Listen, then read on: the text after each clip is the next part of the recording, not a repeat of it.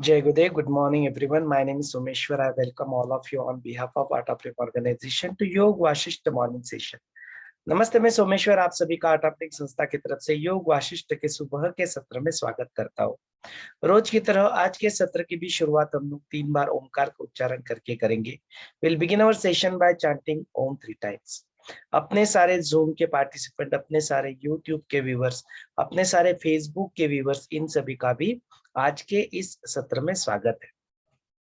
आज का अपना विषय रहेगा, हम लोग जो व्याध और मुनि जो है उनका जो संवाद जो चल रहा है, उसमें कई प्रकार के ज्ञान, विज्ञान, मॉडर्न साइंस, बायोलॉजी, है ना, कई सारा चीज वहां पे एकत्रित होके यहाँ पे जो व्याध है, जो अपनी क्यूरियोसिटी, अपनी जिज्ञासा वश सारे प्रकार के प्रश्न यहाँ पे मुनि को पूछते जाते हैं, और फिर वो मुनि उनको उस प्रकार का ज्ञान जो उन्होंने खुद किसी और के शरीर में घुसकर परकाया प्रवेश कर कर उस ज्ञान को वहां पे हासिल किया है, उसी ज्ञान को यहाँ पे उसके सामने शेयर करते। तो उसके रिलेटेड जो हमने जागृत, स्वप्न, सुषुप्ति और तुर्यगा अवस्था को देखा, उसमें से एक जो अवस्था है जो स्वप्नावस्था, उस स्वप्नावस्था के बारे में डिटेल्ड वर्णन यहाँ पे 127 चैप्टर में आता है। 127 नंबर का चैप्टर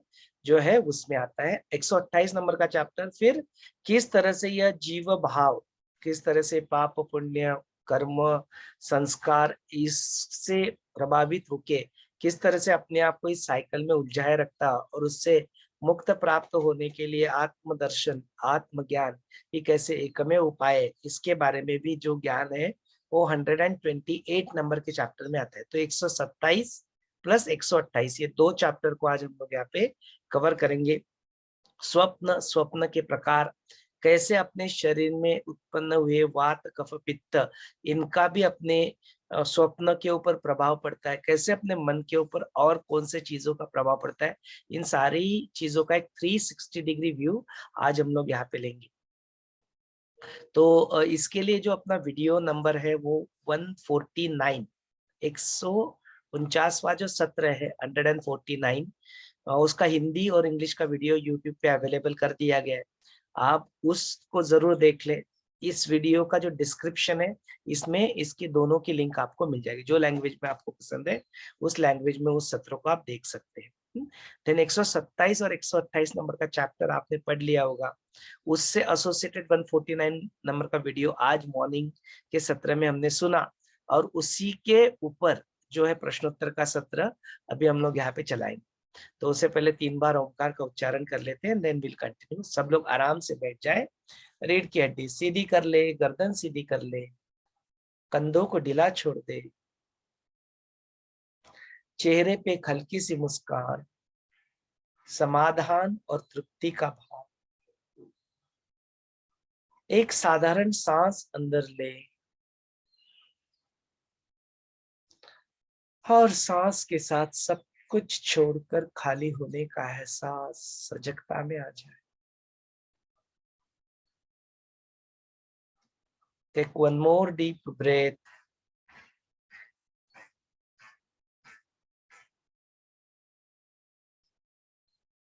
सांस को धीरे धीरे छोड़ते छोड़ते खाली हो जाए।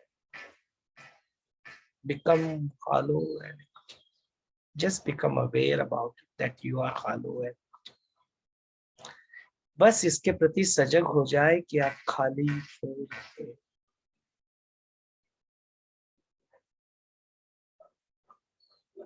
ओंकार उच्चारण के लिए गहरी लंबी सांस अंदर लें,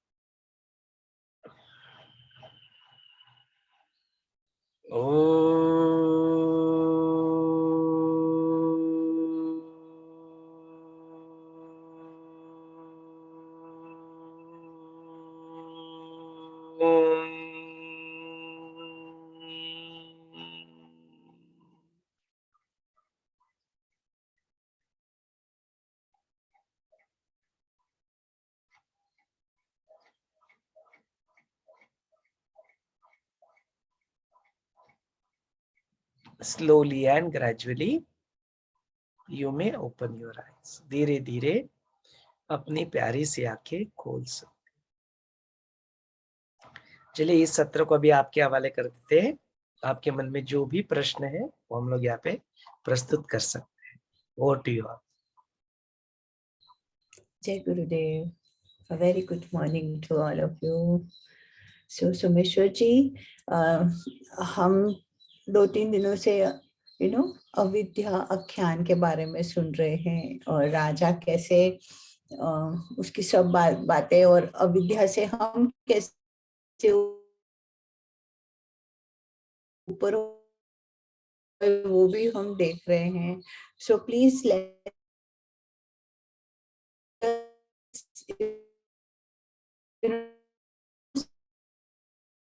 more examiner पर हम इससे हम कैसा जो इल्यूजन है जो and how to have those वो व्याध मुनि का भी जो डायलॉग्स जो हम देख रहे हैं जो एक्सप्लेन कर रहे हैं कि उनको कैसे वो पर काया प्रवेश करने के बाद कैसे वो सब कुछ ज्ञान हुआ. तो please enlighten us on that also. That is the next question. And of course something about शवोपाख्यान, that is how उसके बारे में कुछ बताएंगे कि कैसे वो उसका रिलेटिव टर्म्स क्या है यहाँ पे जो स्टोरी जो हम सुन रहे हैं उसके बारे में.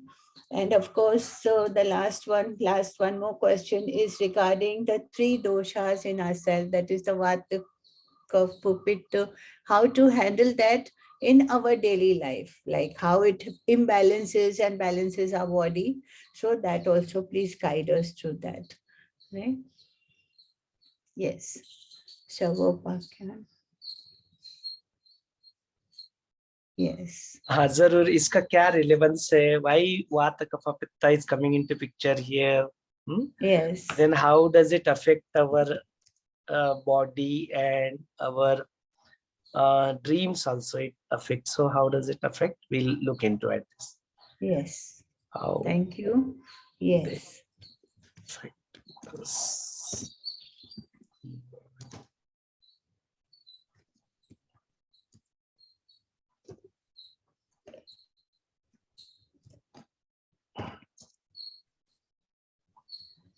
चलिए और कोई प्रश्न है संगीता जी आपका? Hey, over to Smita ji. Yes. Sure. Smita जी होती.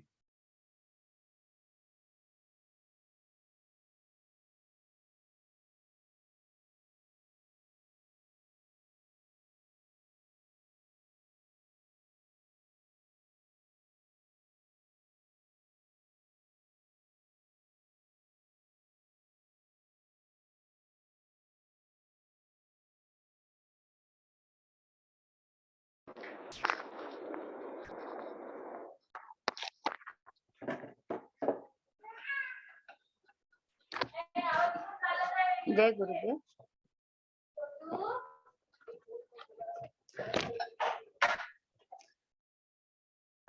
यहाँ मुनि व्याप को बोल रहे हैं हमारे इसमें जो वासना विकार विचार आते हैं मन में बहुत सारे भावनाओं का कल्लोष होता है. तो इसका ऐसा क्यों होता है?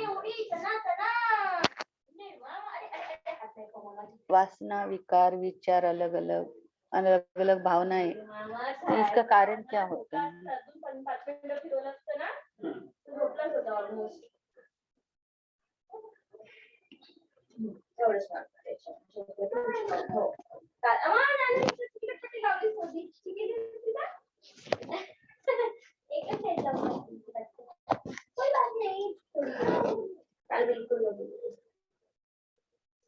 बाद में यहाँ एक जगह ऐसे बोला है, जेव्हा हा जीव पुरी तती नावाच्या नाडीजालात प्रवेश करतो तेव्हा त्याला पुढे जाण्यास अवकाश नसतो.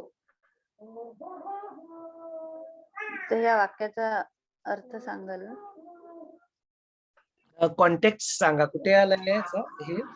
हा तिन्ही दोषांच्या उद्रेकाचा परिणाम पान नंबर 707 वर आहे.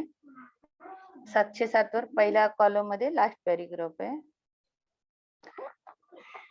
नाड्यांचं जेव्हा वर्णन सुरू आहे त्याच्यामध्ये जेव्हा हा जीव हा ठीक आहे.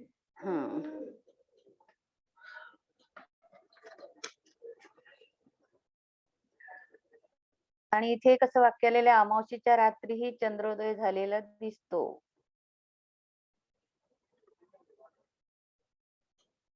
अमावस्येच्या रात्रीही चंद्रोदय झालेला दिसतो.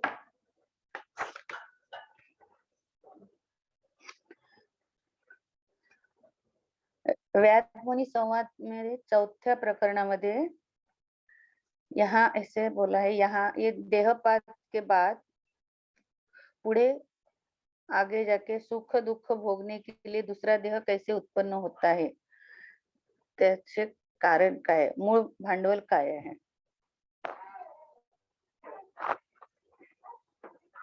कारण क्या है, देह नष्ट होने के बाद और सुख दुख भोगने के लिए दूसरा देह कैसे उत्पन्न होता है, उसका उपादान निमित्त कारण उसके क्या है. व्यास पूछ रहे हैं और आगे जाके फिर से यहाँ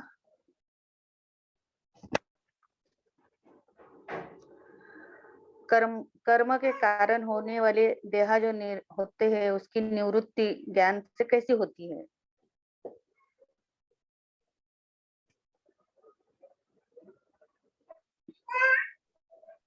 आखिरी का प्रश्न क्या था, कहाँ पे था वो भी रेफर करो. 708 पेज पे पाप पुण्य संस्कार वासना कर्मात्मा यांच्या स्वरूप मध्ये दुसरा पैरा है. व्याद मुनि को प्रश्न पूछ रहे हैं, कर्म के कारण जो देह निर्माण होता है तो उसकी निवृत्ति ज्ञान से कैसे होती है. यहाँ 2-3 प्रश्न अच्छे पूछे, व्याद मुनि को पूछ रहे हैं.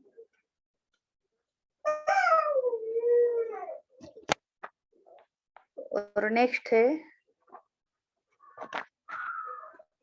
You can mention those questions. वो सारे क्वेश्चन बहुत ही इंपॉर्टेंट क्वेश्चंस है, तो उन क्वेश्चंस को स्किप ना करें, वो उसको आप दोहराए. ओके. ये जैसे कर्म के कारण हुए देह का निवृत्ति ज्ञान से कैसी होती, एक है. नेक्स्ट है, ज्ञान से उत्पत्ति स्थिति क्यों और लय नहीं होता है, फिर ज्ञान से देह बंध और तज्ञन्य सुख दुख का नाश होता है, ऐसे कैसे होता है, ऐसे कैसे बोल सकते हैं.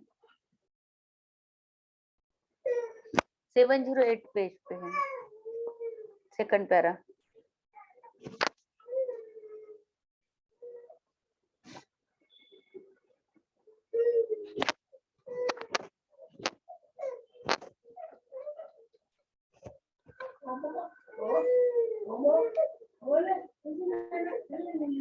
जब तक नेक्स्ट है, जब तक देह है तब तक कर्म है, कर्म है तब तक देह रहने वाला है, फिर मोक्ष कैसे मिलेगा.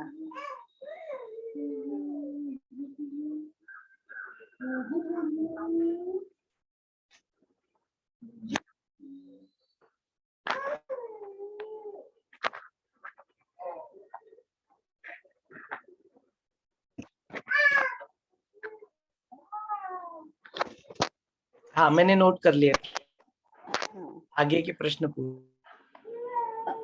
यहाँ एक सेंटेंस आया पेज नंबर 709 पे, कृती मीन्स कार्यानुकूल यत्न व सम्यक करण, हाच संस्कार. कृती लक्षण संस्कार हा आत्माच म्हणावा लागेल. आत्मचेतनेचे सतत क्रियाशील रूप असे ते स्वरूप आहे. तर हे वाक्य जे दिले आहे याचा अर्थ सांगाल. मराठीत म्हणते, कृती म्हणजे कार्यानुकूल यत्न व सम्यक करण हा संस्कार असे म्हटले आहे. आणि या सगळ्या अर्थांनी कृती लक्षण संस्कार हा आत्माच म्हणावा लागेल. आत्मचेतनेचे सतत क्रियाशील रूप असे ते स्वरूप आहे.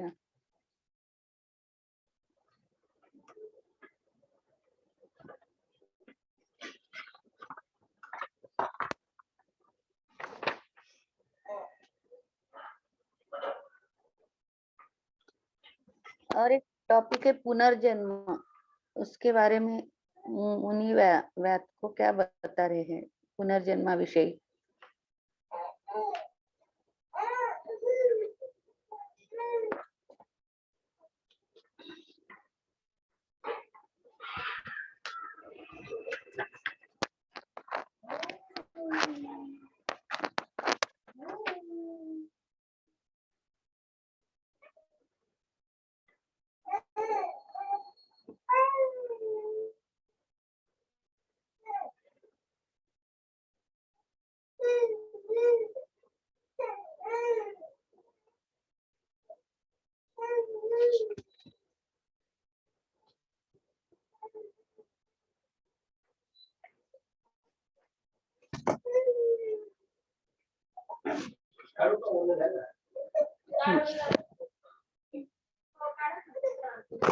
हो गए सारे प्रश्न?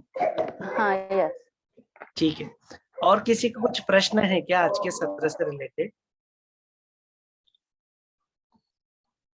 और टुडेज टॉपिक इज स्वप्न, ड्रीम्स, स्वप्न के प्रकार, उसके अलावा जो अपने शरीर में वात कफ पित्त होते उसके स्वप्न के ऊपर प्रभाव, देन उसके बाद में पाप पुण्य, संस्कार, कर्म, इसका अपना ओवरऑल अपने पुनर्जन्म या अपना जो वासना, जो विशेष लाइफ साइकिल है उसके ऊपर कैसे प्रभाव पड़ता है, उसमें हम लोग कैसे अटके रहते हैं। तो there are lot of questions actually. ये चैप्टर देखते हैं ना, तो if you read this chapter there are lots of questions. माने वो व्याध जो है ना, व्याधि कई सारे प्रश्न पूछता है। तो उनमें से कुछ प्रश्न तो यहाँ पे स्मिता जी ने कवर किए हैं, but there are lot many questions can come. तो इसके लिए हम लोग क्या करते हैं, before we go into details what is written here, हम लोग इसका एक थोड़ा सा 360 डिग्री व्यू ले लेते हैं, ताकि फिर ये इसका कॉन्टेक्स्ट भी थोड़ा सा सेट हो, एंड देन फिर और डेफिनेटली इसके ऊपर प्रश्न और आ सकते हैं। तो सबसे पहले अपना जो शरीर का जो स्ट्रक्चर है, वो स्ट्रक्चर बायोलॉजी के पर्सपेक्टिव से हमने पढ़ा भी हुआ है, तो उसके ज्यादा डिटेल वर्णन में मैं नहीं जाऊंगा। और उसके अलावा और एक चीज इंपॉर्टेंट यहाँ पे आती है, दैट इज आयुर्वेद। सो आयुर्वेद क्या है, कैसे है, और आयुर्वेद का जो पर्टिकुलर शाखा जो है विच टॉक्स अबाउट शरीर विज्ञान, उसके बारे में भी थोड़ा यहाँ पे जानते हैं, बिकॉज उसका भी यहाँ पे प्रभाव आता है। तो सबसे पहले हम लोग देखते हैं कि ये किस चीज के बारे में बात हो रही है। तो बोलते हैं इट्स ऑल हैपनिंग, ये सारी जो चर्चा चल रही है वो तुम्हारे एग्जिस्टेंस के ऊपर बात हो रही है, that you exist in multiple स्तर, जो अपने अस्तित्व के कई सारे जो स्तर होते हैं, उस स्तर के लेवल पे फिर इस सारी चीजों का जो आजू बाजू का जो है उसका उसके ऊपर क्या क्या प्रभाव पड़ सकता है, और उस सारे प्रभाव का फिर आपकी जो सारी अवस्थाएं होती है, जागृत, स्वप्न, सुषुप्ति, इनके ऊपर इसका क्या प्रभाव पड़ता है, इसका सुंदर वर्णन यहाँ पे किया हुआ है, डिटेल्ड वर्णन। माने शायद ही कहीं आपको ये सब कुछ पढ़ने को मिलने का चांस है ना, कहीं और ये मैंने तो कहीं नहीं मतलब देखा कि ये सारा ज्ञान और कहीं पे आता है। तो जरूर आयुर्वेद का जो है, आयुर्वेद के बारे में तो there is a very detailed, एक आयुर्वेद ही बोलते हैं, वो कंप्लीट सब्जेक्ट ही है इटसेल्फ। तो शायद उसमें यदि कुछ होगा तो होगा, बट उसके इस पर्सपेक्टिव से यहाँ पे जो योग सिस्टम में पर्सपेक्टिव बताया, वो पता कहीं पे पढ़ने को में नहीं आया ठीक से। तो उस एस्पेक्ट को भी हम लोग यहाँ पे आज देखते हैं।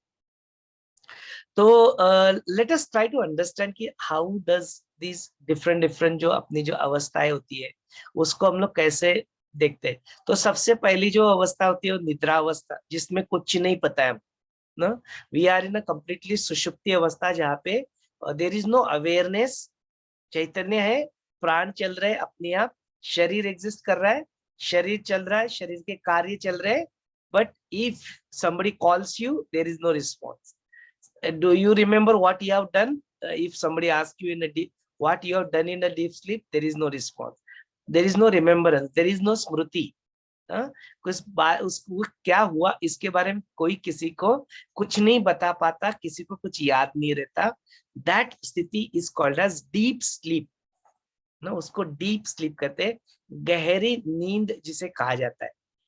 साइंस के पर्सपेक्टिव से, मेडिकल साइंस के पर्सपेक्टिव से, रिसर्च जो हुआ है उसके पर्सपेक्टिव से यदि आप देखते हो तो आजकल आपको अपनी खुद की जो डीप स्लीप है उसको मेजर करना बहुत ही इजी है. Just go and by one fitness band को बांध दो अपने इस पे ऊपर, वो आपको सुबह उठ के पूरा अपना जो ऐप होता है, एक ऐप के साथ कनेक्ट कर दो उसको in the morning. Just app को तो मॉनिटर करके देखो, it will tell you all the details, सब कुछ आपको वो मेजर करके आपको बता देता है कि रात में आपकी डीप स्लीप कितनी हुई. आपको ताज्जुब होगा, हम सब के सब इनका एवरेज यदि निकाला जाए तो हम लोग डीप स्लीप में खाली 1.5 घंटे से लेके 2.5 घंटा सोते सिर्फ ना. That's the average. 1.5 घंटे से लेके 2.5 या 3 घंटा मैक्सिमम.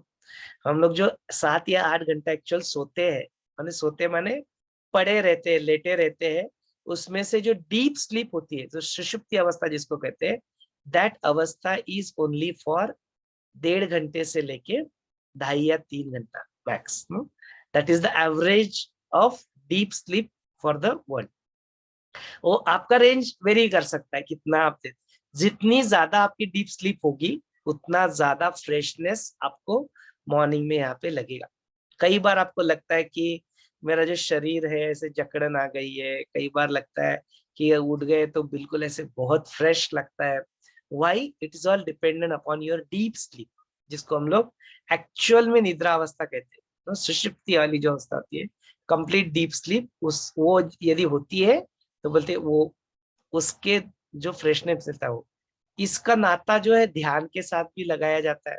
तो यदि आपका डीप ध्यान सचमुच में 25 मिनट 30 मिनट ध्यान करने के लिए बैठना, 25-30 मिनट ध्यान नहीं होता है आपका. You are not in a deep samadhi अवस्था for that much time.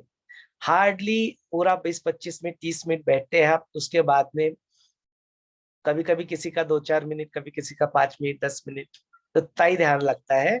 Otherwise what you sit for the meditation, उतना पूरा डीप समाधि की अवस्था में नहीं लगता है. It is somewhere in between ध्यान, धारणा, बाकी की जो चीजें चलती रहती है, श्वास, प्राण, इन सारी कोशास में वो रहता है. कंप्लीट डीप जो समाधि की जो अवस्था होती है वो बोलते हैं it comes in pockets. It is not action to be done, it is a happening जो आपके इसमें होता है. ध्यान जो होता है, ध्यान भी नहीं, समाधि में बोलता हूँ, समाधि लगती है, समाधि आप करते नहीं है, समाधि करने की चीज नहीं है.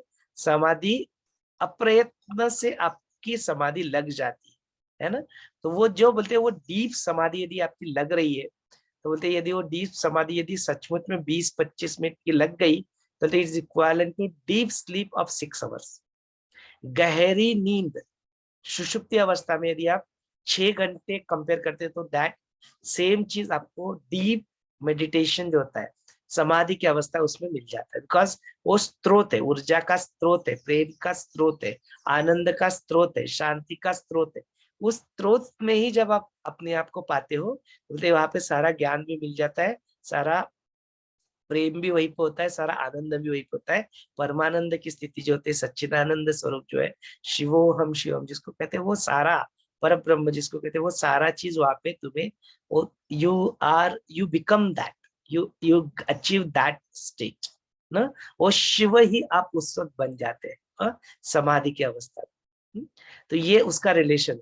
देन इसके अलावा और थोड़ा देखते, फिर इसके अलावा और क्या होता है बोलते, इसके अलावा आइदर यू आर इन तुर्यगा अवस्था और यू आर इन जो तुर्यगा अवस्था जो हमने समाधि की जो बात की, वो सुषुप्ति की जो बात की डीप स्लीप. इसके अलावा और 2 अवस्थाओं की बात होती है. द वन इज जागृत अवस्था and the second one is the स्वप्न अवस्था. जागृत अवस्था हम लोग जानते हैं, जागृत अवस्था जैसे अभी हम लोग बात कर रहे हैं यार, ये जागृत अवस्था में we are talking to each other. यदि जागृत अवस्था में आप किसी कोई बुलाता है तो आपके नाम से करता है तो suddenly you will pay an attention, you will respond. जागृत अवस्था है। इसके अलावा और एक अवस्था जो होती है वो होती है स्वप्न अवस्था, वो होती है ड्रीम। या इसके अलावा और भी सारी कई सारे जो चीजें होती है जो चित्त के अंदर चलती रहती है, वो तुम्हारे अंदर आते हैं विचार, फिर वो उसके अंदर से उत्पन्न होती इच्छाएं, उसके अंदर से उत्पन्न होती डिजायर्स, उसके अंदर से उत्पन्न होती वासनाएं, उसके अंदर से उत्पन्न होता है संकल्प, विकल्प।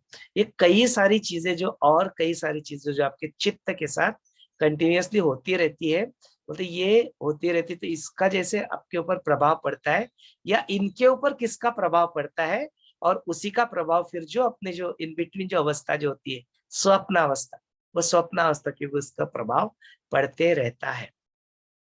तो पहले जान लेते हैं कि जो अपना चित्त जो है, अपना मन जो है, उसके ऊपर किस चीज का प्रभाव पड़ सकता है।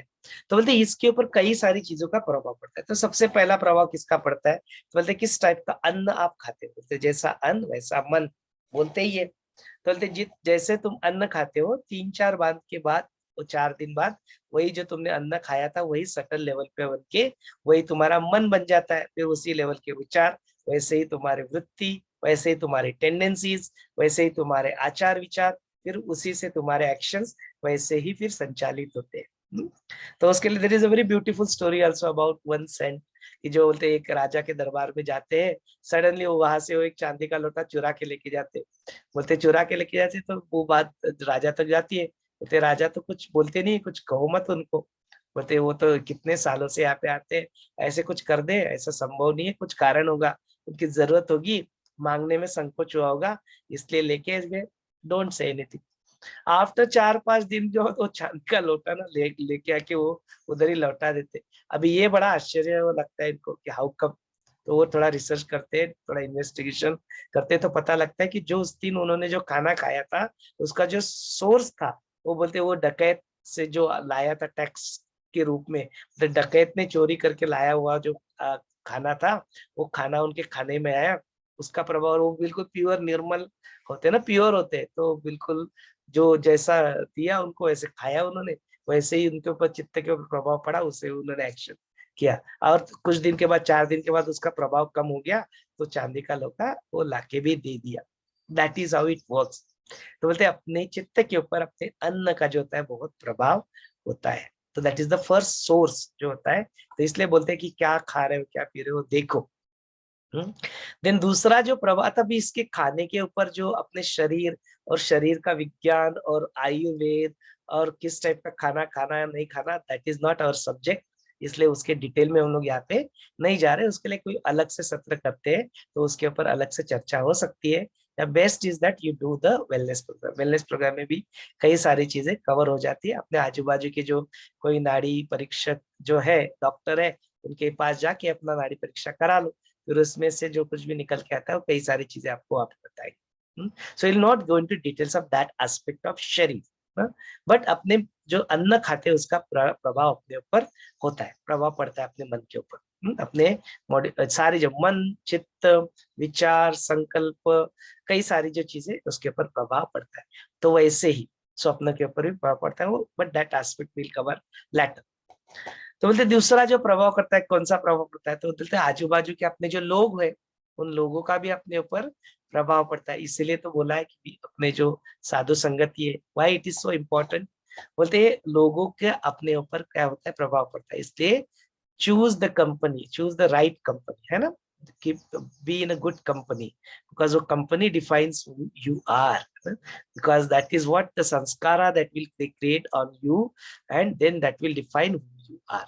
तो बोलते ऐसे सिचुएशन में अपने जो आजू बाजू के जो लोग हैं, you choose your company properly। बोलते साधु संगति वो वेरी इंपॉर्टेंट एस्पेक्ट जो हमने यहाँ पे मोक्ष के 4 द्वारों को भी वन ऑफ द द्वारपाल करके हमने इसको देखा, इस एस्पेक्ट को।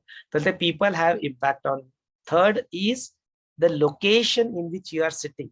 जिस जगह पे आप बैठे हो उस जगह की जो एनर्जी है, बोलते उस जगह की एनर्जी भी क्या करती है, आपके ऊपर प्रभाव डालती है। कैसे ऐसे प्रभाव डालते, तो बोलते जैसे हम लोग विशालाक्षी मंडप पे चले जाते हैं या कई सारे मंदिरों में चले जाते हैं, मॉस्क में चले जाते हैं, कई सारे बौद्धों के जो ये होते हैं मठ होते हैं, वहां पे आश्रम में जाके वहाँ पे बोलते कई सारी लोकेशंस पे कई सारी प्रकार की ऊर्जा का वहाँ पे प्रभाव होता है। बोलते उस ऊर्जा के प्रभाव में आप आते हो, उस तरह से आप बिहेव करने लगते हो, उस तरह से आपके ऊपर प्रभाव पड़ता है। कई सारी जगह पे वो चकवा देता है, वो सारी चीजें भी होती है। No, that is the field of energy. No, तो वो उसके ऊपर प्रभाव डालता है। There is one such field of energy called Bermuda Triangle. Bermuda Triangle में कोई भी चीज जाती है, बोले वो आकर्षित कर लेता है उसको ग्रेविटी की वजह से। एंड देन उसके बाद में उसका क्या होता है, नोबडी नो, साइंस आल्सो अभी तक उसको बात डिस्कवर नहीं कर पाए। The same thing goes true with your black holes also. Black hole में कोई चला जाता है, बोले कुछ पता नहीं चलता, यू डोंट नो, मतलब उस लोकेशन का आपके ऊपर क्या होता है, प्रभाव होता है। So that is also very important aspect कि उसके कंटिन्यूसली, इसलिए अपनी जो साधना जो है एक ही जगह पे करने को बोला जाता है। साधना आपकी कभी क्रिया वगैरह बेड के ऊपर बैठ के ना करने को बोलते हैं, because that bed carries different energy, right, वहां पे।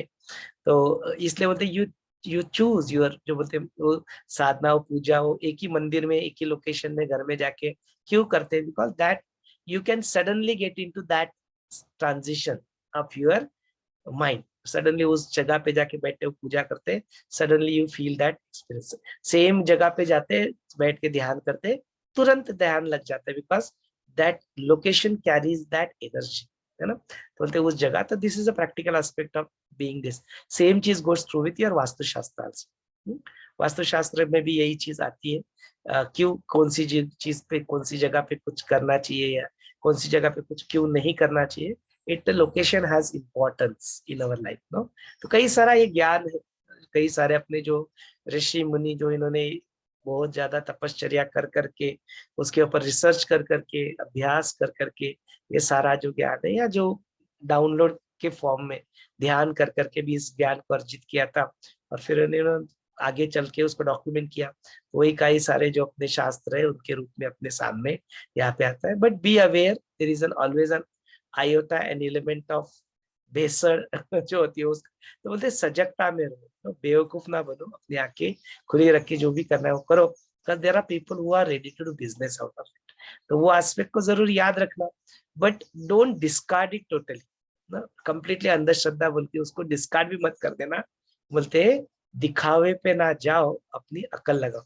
अपनी अकल जरूर लगाना, वहां पे बुद्धि यूज करना, वो दी है आपको उसके लिए। तो अपनी बुद्धि का जरूर प्रयोग करना, थोड़ा अपना भी पढ़ाई कर लेना, तो थोड़ा बहुत है, तो लेकिन देखना कि यदि नहीं तो फिर then go with the Art of Living, जो है, जो एज अ बैकग्राउंड, जो डेली मेडिटेटर्स है, जो ध्यान धारणा करते हैं, सेवा सत्संग में लगे हुए, अक्सर ऐसे लोगों से आप चीट होना, उसका जो प्रमाण है वो बहुत कम रहेगा। हो भी सकता है कि कोई लोग जो मास्क धारण कर लेते, and then they will probably would like to cheat, but then you just be aware. But होता है, कम होता है, वो प्रमाण कम होता है। जैसे जो लोग ध्यान करते हैं, मेडिटेशन करते हैं, they don't usually cheat people, है ना।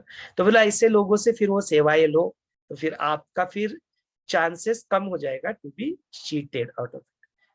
तो बिजनेस का एस्पेक्ट इज देयर, व्यवहार इज देयर, बट देन ठीक है ना, यू डू व्यवहार, you take give money, in turn you get a good service out of it। So who will give you good service, the chances are that the one who is meditating, the one who is doing sadhana, the one who is involved, the one who is honest, उनसे आपको सेवा अच्छी मिलने के chances आपको बढ़ जाएंगे। तो इसलिए बोलते हैं लोग, आपके आजू बाजू में लोग क्या है, वो क्या करते हैं, उसका प्रभाव आपके ऊपर पड़ता है। So that is a third aspect, that's very important. बोले चौथा कौन सा एस्पेक्ट है, तो बोलते there is a planetary positions, जो आपकी आजू बाजू की जो स्थिति है उसका भी आपके ऊपर प्रभाव होता है। स्थिति में क्या आता है, वातावरण आता है, स्थिति में आपके प्लैनेट्स आते हैं, स्थिति में आपके स्टार्स आते हैं, स्थिति में आपके जो सहारा, कई सारा जो चीज होता है वो सारा स्थिति में आ जाता है। बोलते उसका एनवायरमेंट का, उसका आपके प्रभाव क्या अपने चित्त के ऊपर जरूर पड़ता है। बोलते अलग अलग सीजन में अलग अलग किस तरह से हमारा होता है, अलग अलग प्लैनेटरी पोजिशन हो जाती है, कैसे अपने मन के ऊपर प्रभाव पड़ता है। इट्स ऑल अगेन ज्योतिष शास्त्र करती है, it's a very very big शास्त्र। कभी समय आएगा तो उसके ऊपर अलग से सत्र लेंगे, and we can talk about that in detail. लेकिन आज का वो विषय नहीं है, तो will not go into details of that, but अपने उसके ऊपर प्रभाव जरूर उसका पड़ता है। इसलिए बोलते चंद्र को भी अपने मन का कारक कहते हैं। बोलते चंद्र की जैसे कलाएं बदलती रहती है, 2-2.5 दिन में वो कलाएं बदलता है, वैसे ही अपने मूड स्विंग्स भी होते हैं। तो आपके मूड टिकते नहीं है, तो 2-2.5 दिन तक ही टिकते होते, उसके बाद में चेंज हो जाता है। तो गुस्सा है तो गुस्सा चला जाएगा, ये तो चेंज हो जाता है, इट डजंट स्टे देयर। इसलिए बोलते हैं चंद्र को मन का कारक बोलते हैं। इसलिए बोलते हैं कि जो अमावस्या पूर्णिमा इस तरह से जब होता है, बोलते हैं आपका जो उसके ऊपर प्रभाव पड़ता है, तो बोलते एक्सॉल्टेड स्टेट में होता है वो, दोनों डायरेक्शन में, पॉजिटिव में भी नेगेटिव में। तो पीपल हु आर लुनाटिक, बोलते भी लुनाटिक, उनके ऊपर जो प्रभाव पड़ता है तो बोलते वो दे गो इनटू, पागलपन है तो पागलपन ज्यादा बढ़ जाएगा, मेडिटेशन है तो ज्यादा गहरा मेडिटेशन हो जाएगा, it multiplies, the effect is multiplies. Even जो ग्रहण वगैरह भी कहते हैं, तो कई सारे अंधश्रद्धाएं भी इसके साथ जुड़ी हुई है, लेकिन बोलते हैं नहीं, वो जो एक लाइन में जब वो आ जाता है, तो that gravitational force is there ना, तो is not just force of now, इसका तो दोनों साइड से जो फोर्स था, तो उसके जो बैलेंसेस जो चेंज हो जाते हैं, उसका भी प्रभाव अपने ऊपर पड़ता है। इसलिए बोलते हैं कुछ चीजें करो उस वक्त, मेडिटेशन वगैरह करो, तो दैट विल हेल्प यू, उतना ही उसको करना। बाकी बहुत सारी अंधश्रद्धा है, don't get into that, we are all educated people, we understand that what is the thing, but always remember that there is something which is always unknown to us, something which is always there, more dimension to what we perceive in our life. जो सारा जो ज्ञान, जो विज्ञान जो है ना, वो जो परसेप्शन जो हम लोग करते हैं रियलिटी के बारे में, उसके ऊपर डिपेंडेंट है, ऐसा दिखता है, ऐसा होता है, इसलिए ऐसा ऐसा बोलते हैं। So there is also aspect, but more than that, there is a lot that is not known to us. So उसके लिए अपनी जगह हमेशा खुले रखें। So that is the another aspect, which is the planetary positions and the environment has an effect on your chitta. Then उसके बाद में जो फिफ्थ जो होता है, वो बोलते हैं उसका जो पांचवा जो चीज है, बोलते हैं वो आपके आजू बाजू में जो अपने जो पुराना जो हिस्ट्री है, बेसिकली और संस्कार आपके स्मृति के अंदर जो स्टोर्ड है, उसका भी आपके मन के ऊपर, आपके चित्त के ऊपर आज जो है प्रेजेंट मोमेंट में प्रभाव पड़ता है। तो दैट इज ऑल्सो, ये 4-5 चीजें जो है उसका अपने ऊपर प्रभाव पड़ता है चित्त के ऊपर, उसी से गवर्न होते हैं आपके अंदर आने वाले विचार, उसी से गवर्न होता है आपके अंदर आने वाले संकल्प, उसी से गवर्न होता है फिर आगे चल के वो आपकी इच्छाएं, आपकी वासनाएं, उसी से फिर गवर्न होती है आपकी एक्शंस और इनएक्शंस। तो बोलते ये सारा चीज होता है, बोलते इन सारों का प्रभाव आपके स्वप्न के भी ऊपर पड़ता है। स्वप्न क्या होता है इसको थोड़ा समझ लेते हैं। व्हाट हैपन्स ड्यूरिंग ड्रीम, तो 2 प्रकार के स्वप्न दिखाई देते हैं। एक प्रकार का स्वप्न जो होता है, जो बिल्कुल आप अभी सोने वाले हैं, अभी पूरी तरह से गहरी नींद आई नहीं है, डीप स्लीप में गए नहीं, इन बिटवीन दैट स्वप्न, और जो डीप स्लीप कंप्लीट हो गई है, उससे अभी जागृत अवस्था की तरफ बढ़ने वाले हैं, अभी पूरी जागृत अवस्था हुई नहीं है, वहां पे फिर स्वप्न। और जो बैठे हैं, सामने कुछ चल रहा है television, but you are day dreaming, you are in a fantasy. बोलते ये 2-4 प्रकार के टाइम में स्वप्न आपको आ सकते हैं, ये 2-3 प्रकार के स्वप्न होते हैं। ये डिपेंडिंग अपॉन व्हेन द स्वप्न कम्स, उसके बेसिस के ऊपर दीज आर द टाइप्स। उसके अलावा और कौन से प्रकार होते हैं, तो उसके अलावा भी और कई सारे प्रकार के होते हैं। कुछ स्वप्न होते हैं जो रोमांटिक होते हैं, कुछ स्वप्न जो होते हैं भयभीत करने वाले होते हैं, कुछ स्वप्न बिल्कुल सस्पेंस होते हैं, कुछ पता नहीं चलता। बोलते कई सारे विचित्र विचित्र प्रकार के स्वप्न यहाँ पे आपको पढ़ सकते हैं, और उसके अनुसार भी उसके कई सारे डिफरेंट डिफरेंट प्रकार भी बोलते हैं। अभी कई सारे लोग तो उसका मीनिंग भी लगाने शुरू कर देते कि इस प्रकार का स्वप्न है तो उसका कुछ प्रभाव है क्या उसका, बोलते उसके डिटेल में जाने की इतनी ज्यादा आवश्यकता है नहीं। वैसे ये ड्रीम जो है, ये जो दिख रहा है जिसको तुम रियल समझते हो, वो भी कोई स्वप्न से कम नहीं है, इनफैक्ट एक स्वप्न ही है। इसके बारे में वशिष्ठ बोलते बोलते तो उसके और डिटेल में जाने का उसमें ज्यादा प्रयत्न मत करो, बट उसके बावजूद भी एक इंडिकेशन के रूप में वहां पे बताते कि कैसे कैसे स्वप्न कैसे कैसे चीजों से ट्रिगर हो सकते हैं। तो उसके बारे में भी डिटेल में देखेंगे। जब उससे पहले और एक चीज देख लेते हैं कि और स्वप्न पढ़ने की जो मेडिकल साइंस पर्सपेक्टिव, उसका पर्सपेक्टिव क्या है, why does one go is into dream और फैंटेसीज। तो बोलते हैं होता क्या है, जो तुम्हारा जो ब्रेन है ना, उस ब्रेन को बहुत ज्यादा स्लीप की आवश्यकता होती नहीं, जबकि आपके शरीर जो है उसको, शरीर को, बॉडी को ज्यादा रेस्ट की आवश्यकता होती है, depending upon what type of work you, है ना, जिस प्रकार के कार्य क्रिया शक्ति को आप कार्यान्वित करते हैं, उस प्रकार से आपको जो है शारीरिक जो विश्रांति उसकी आवश्यकता होती है। But brain does not require that much. तो ब्रेन क्या होता है ना, वो 2-2.5 घंटे का डीप स्लीप जो होता है उससे निकल के ना ब्रेन कार्यान्वित हो जाता है और शरीर सोया हुआ है। ब्रेन कार्यान्वित हो गया, मैंने क्या करेगा, फिर वो चित्त को एक्टिवेट करेगा, चित्त को एक्टिवेट करेगा, चित्त क्या करेगा, प्रोजेक्ट मारेगा दृश्य को, दृश्य को प्रोजेक्ट मारेगा, जो दृश्य का प्रोजेक्ट माने in a sleep, actually it's not a sleep, it's a dream.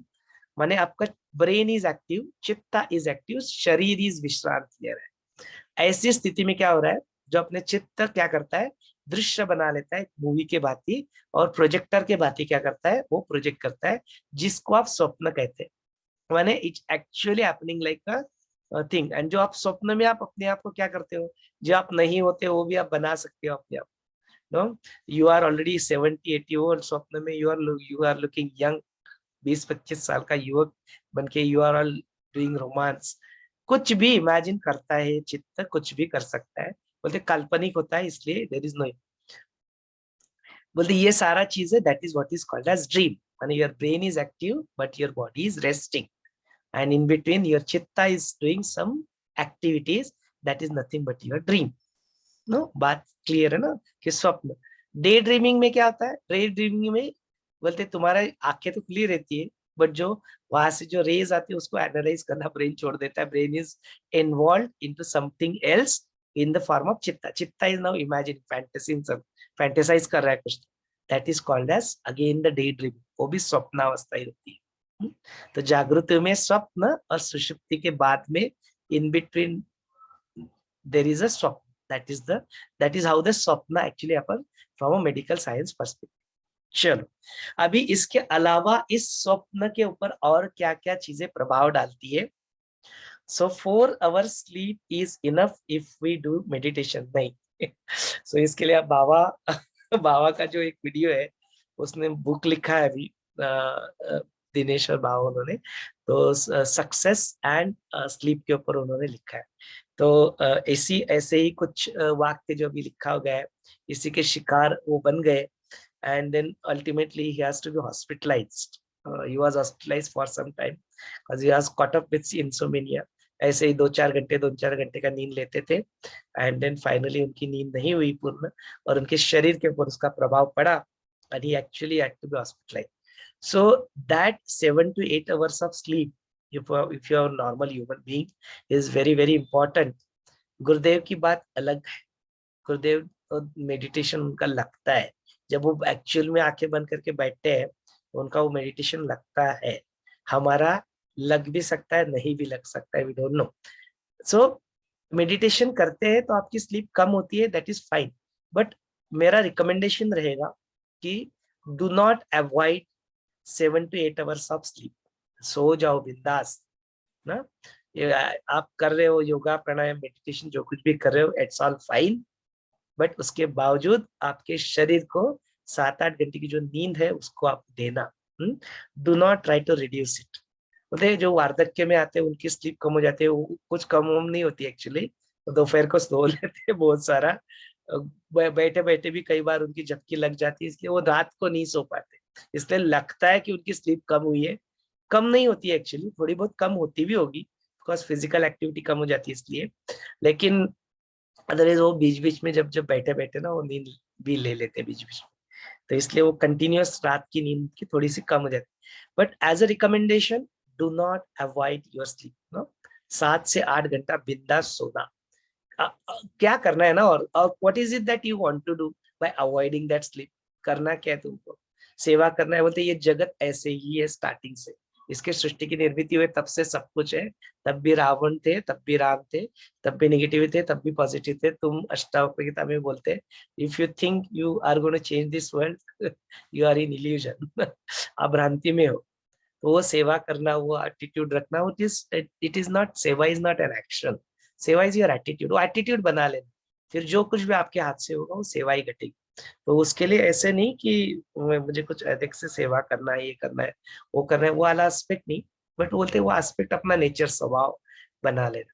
तो उसके लिए ऐसे कुछ अलग से नींद कम करके और ज्यादा सेवा करेंगे, नींद कम करके और पढ़ाई करेंगे, नींद कम करके और वेदों का पढ़ाई करेंगे, संस्कृत सीखेंगे, कुछ भी एक्स्ट्रा अति सर्वत्र वर्ज्य बोलते हैं, कुछ भी जो तुम वो अच्छी से अच्छी चीज भी बोलते अति करने लगोगे तो then it will be bad for you, it will not give any fruitful result.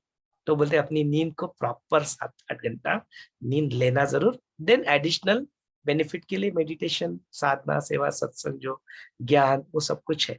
But sleep is also important aspect of your health. Health को यदि ठीक रखना है, वेलनेस प्रोग्राम इसके लिए बहुत आवश्यक है। वैसे ही आपका चलना आवश्यक है।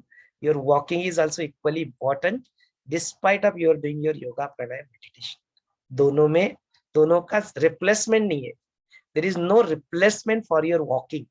40 से 45 मिनट चलना रोज, उसके लिए कोई योग आसना या कोई there is no replacement, because there is a lymphatic system जो होता है अपने शरीर में, उसके लिए आपको आवश्यक होता है। I am not going to detail of this.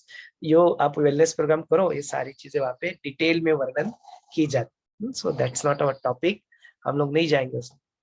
Now come back to देख स्वप्न कैसे होता है और उसका ये, और स्लीप कैसे होता है, वो एस्पेक्ट भी हमने कवर कर लिया। इंपॉर्टेंट एस्पेक्ट था something related to your health, and I do not want any one of us to fall sick because of all these reasons, so I just thought of mentioning it here. Now let us come back to our topic of dream. तो बोलते जो dream जो होता है ना, वो उसके ऊपर और क्या प्रभाव पड़ता है। बोलते जो तुम्हारा शरीर जो है ना, जो शरीर के अंदर तुम अन्न डालते हो, या जो तुम्हारा प्राकृतिक शरीर जो होता है, जिस तरह से तुम्हारा जन्म होता है, तो जन्म के वक्त ही तुम्हारा कुछ तो जो तुम्हारे शरीर में वात, कफ, पित्त ऐसे करके जो 3 दोषास इनको कहे गए। तो इन 3 दोषास की वजह से तुम्हारा जन्म के वक्त तुम्हारा एक दोषा, 1 या 2 दोषा भी हो सकता है, वो तुम्हारे शरीर में इंट्रोड्यूस हो जाता है, उसको तुम्हारी प्रकृति कहती है। देन इसके अलावा वात कफा, इसका जो बैलेंस होता है, वो बैलेंस होता है या इम्बैलेंस होता है। तो बोलते इसका जो उस वक्त जो था उसके अनुसार कुछ आपके ऊपर प्रभाव पड़ता है, और देन उसके जो बैलेंस और इम्बैलेंस जो होते रहता है in between, because of what you eat, जो आप खाते हुए, वो जो सीजनल जो चेंजेस होते हैं, वो उसकी वजह से इसके ऊपर आपका वात कफा जो होता है, वात कफा पित्त, इसका इम्बैलेंस हो जाता है। बोलते इसका भी प्रभाव क्या पड़ता है, तुम्हारे जो है चित्त के ऊपर पड़ता है, और उसी का प्रभाव फिर से तुम्हारे मन के ऊपर पड़ता है, विचारों के ऊपर पड़ता है, और वैसे ही स्वप्न के अंदर भी पड़ता है। तो बोलते जिस वक्त तुम्हारे शरीर में कफ ज्यादा इम्बैलेंस हो जाता है, कफ का जितना प्रमाण होना चाहिए उससे ज्यादा हो जाता है कफ, तब क्या होता है। तो बोलते कफ का प्रवृत्ति आप देखो, कफ किससे फॉर्म होता है। तो बोलते kapha forms with the water element. Kapha कैसे होता है, वाटर एलिमेंट, एंड घन होता है तो पृथ्वी एलिमेंट, माने अर्थ एलिमेंट, दोनों से फॉर्म होता है। तो बोलते दोनों के जो एलिमेंट की जो क्वालिटीज है, उस प्रकार के स्वप्न फिर आपको पढ़ने लगते हैं। बोलते कैसे स्वप्न, तो बोलते वो जब कफा ज्यादा है, तुम्हारी नाड़ियों से ज्यादा कफ बह रहा है, कफ ज्यादा हो गया है, कफ दोषा हो गया उत्पन्न, तो बोलते कैसे एक जो दोषा आता है वो जन्म से आता है। तो then your body is of that type, you should avoid that type of food which affects that or which will increase that dosha। माने कफ प्रवृत्ति है, थोड़ा सा आइसक्रीम खा लिया, थोड़ा सा कर्ड खा लिया, तुरंत आपको सर्दी कफ हो जाए। जैसे अक्सर मुझे होता है, मेरा कफ प्रवृत्ति, जबकि मेरा शरीर दिखता नहीं है कफ जैसा। यूजुअली कफ वाले जो है ना, they will be very happy, but मेरा नहीं है ऐसा। I am not that happy, but मेरे अंदर वो कफा दोष है जन्म से, वो नाड़ी परीक्षा से मुझे पता चला। तो यूजुअली आई अवॉइड दैट, कभी कभी कुछ खा लेते तो फिर इफेक्ट भी हो जाता है। तो बी रेडी फॉर दैट, यदि खाते हो तो be ready for the effect also, consequences होंगे, बिकॉज वो शरीर है, और शरीर के ऊपर कॉन्सिक्वेंस होते हैं। तो ऐसा कुछ कफ यदि शरीर में अगर ज्यादा हो गया, तो जो एलिमेंट है, earth element and water element, उससे एसोसिएटेड स्वप्न आपको आएंगे।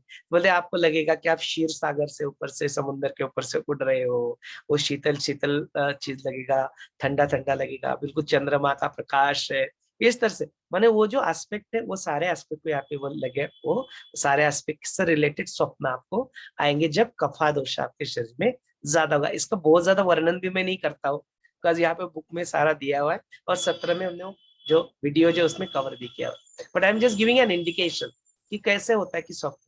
देन आप ऑब्वियसली इसका डू सम रिसर्च, और उसके बारे में आप पढ़ाई करके जान सकते, वीडियो देख के भी आइडिया आ जाएगा।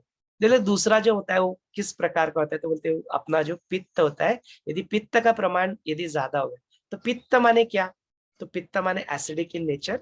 सो क्या क्या आ गया उसमें, जल आ गया, एंड देन तेज आ गया, अग्नि आ गया ना, जो बोलते जठराग्नि, जो बोलते जठराग्नि बोलते, तो क्या होते हैं, पाचक रस क्रिएट करते, तो बोलते अग्नि आ गया और जल आ गया, दोनों का कॉम्बिनेशन होता है, तो बोलते पित्त आ जाता है, पित्त उसी से होता है। तो बोलते पित्त जब तुम्हारे शरीर में ज्यादा हो जाएगा तो उस प्रकार के ही स्वप्न तुम्हें यहाँ पे आने लगेंगे, तो बोलते तुम्हें वो बिल्कुल ऐसे अग्नि में तुम हो, उस तरह से ये ऐसे लावा है, इस तरह से जो स्वप्न होते हैं उस तरह से स्वप्न तुम्हें यहाँ पे आएंगे। इसका डिटेल वर्णन भी यहाँ पे देख लेते हैं क्या क्या बोलते हैं। I just look into it.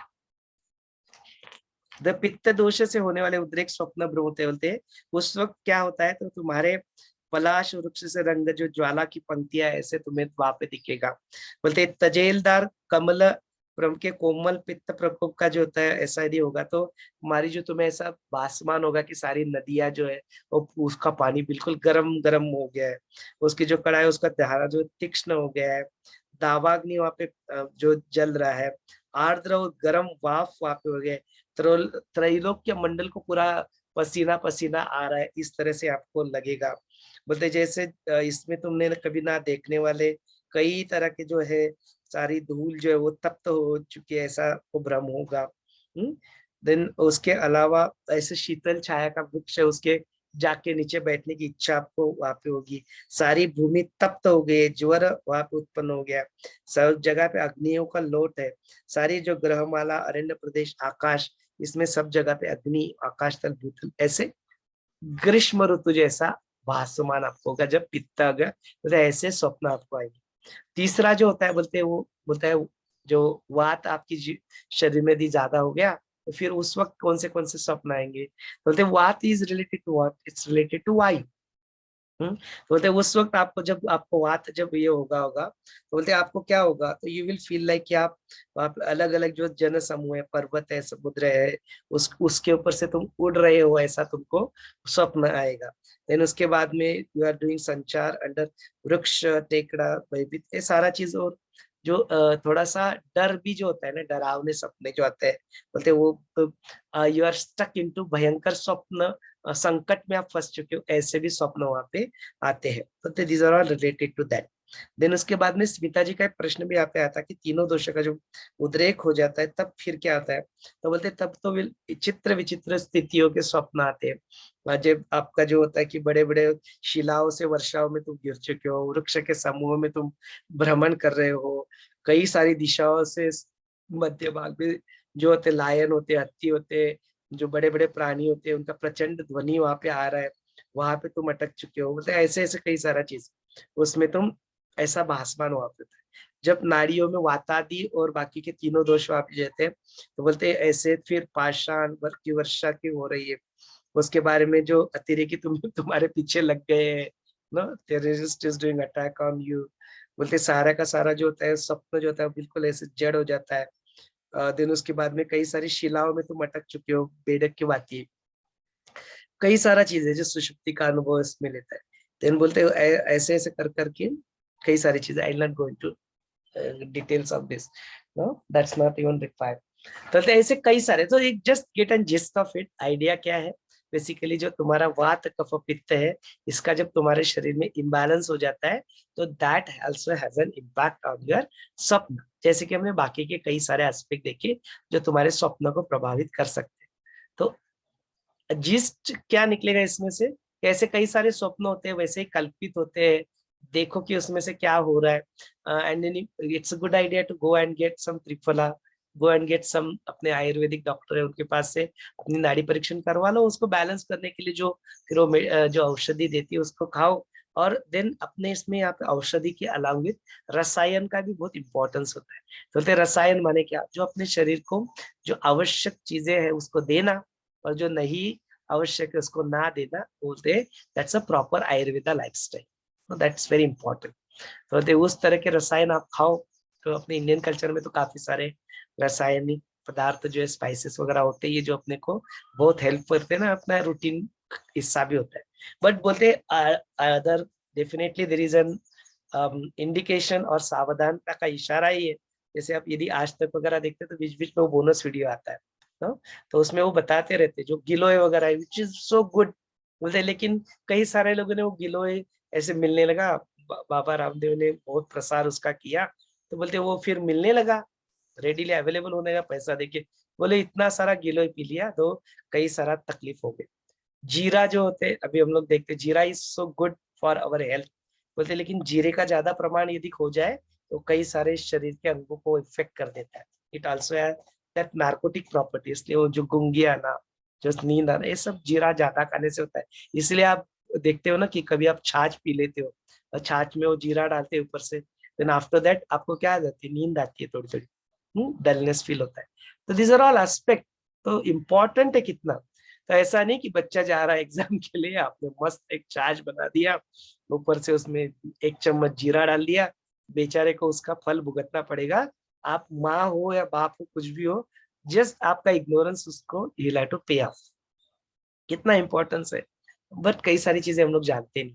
तो इट्स वेरी इंपॉर्टेंट कि कुछ भी करो ना, डू इट अंडर सर्विलेंस। जो उसमें एक्सपर्ट है उसका गाइडेंस लेके then you do it. Otherwise जो चीजें अच्छी दिखती है, होती भी अच्छी है, बट आपके लिए नहीं ठीक है, बिकॉज या आप उसको एक्सेस नहीं यूज करें। So it's very important aspect कि चीजें in itself are not good और बैड, आपका प्रयोग, आपका डोसेज और आपका शारीरिक स्थिति उसको अच्छा या बुरा बना देती है, आपके लिए, ना दूसरे के लिए। किसी के लिए कर्ड बुरा बन जाएगा यदि कफ प्रवृत्ति है, वही कर्ड किसी के लिए अच्छा है, इट्स वेरी गुड, है ना। सो वो आपका शरीर के ऊपर निर्भर करता है कौन सी चीज आपके लिए अच्छी है, और उसके प्रभाव जैसे मन के ऊपर पड़ते वैसे आपके स्वप्न के ऊपर भी पड़ते रहते। दैट इज ऑल 127 नंबर का चैप्टर, उसमें डिटेल में है वर्णन, आप जो पढ़ ले। Now let's go back to the next chapter, जिसमें कर्म के बारे में बात हुई, देह के बारे में बात हुई, पुनर्जन्म के बारे में बात हुई, वासना, पुण्य, पाप पुण्य और संस्कार, इन सारों का जो रिलेशन जो है उसके बारे में 128 चैप्टर में बात थी। उसके कई सारे यहाँ पे प्रश्न भी पूछे गए, तो will pick up 1 by 1 questions and then उसके ऊपर हम लोग चर्चा करते हैं। तो यहाँ पे जेनी जी का कुछ प्रश्न था कि what are the pitfalls that a seeker should avoid regarding maya. तो माया तो बहुत बड़ा सब्जेक्ट है, अविद्या क्या नहीं चल रहा है। तो ये सारी चीजें भी उस माया में क्या करती है, भर डालती है, नो, जो हम लोग डिस्कस कर रहे हैं, which is the physical aspect of it, मानसिक mental aspect of it, those are also important. But other than that maya का जो था वो अविद्याख्यान में हम लोग कवर कर चुके। तो probably this is old question. उसके बाद में देन शवोपाख्यान हमने देखा। तो शवोपाख्यान से रिलेटेड वही था कि जो अपने जो भास थे, भास ने देखा था शव गिरते हुए, और वो शव जब गिरा तो उसके बाद में कालरात्रि है, उसको नष्ट हुआ, और उसकी जो कथा है उस कथा को भी अग्निदेव भास को सुना रहे, और वही चीज यहाँ पे वशिष्ठ मुनि फिर उसको सब लोग सुन मिलके जो भास जो दशरथ राजा के दरबार में वो उनको बता रहे। तो वो बताते बताते बताते कि जो असुर थे वो असुर आगे चल के मुनि के श्राप से चिलट बन जाते, इंसेक्ट बन जाते, फिर वो हिरण बन जाते, हिरण से फिर वो व्याध बन जाते, और व्याध एक मुनि के यहाँ पे जाते हैं, और व्याध और मुनि का जो डायलॉग चल रहा है, जो चल रहा है, that is what is going on. So it is a part of Shavopakhyan, but now it has translated into Vyadh और मुनि का संवाद। और जब व्याध मुनि का संवाद समाप्त हो जाएगा तो शव के साथ एक्चुअली क्या होता है और शव क्या, सब बाद में पता चलेगा इन द एंड।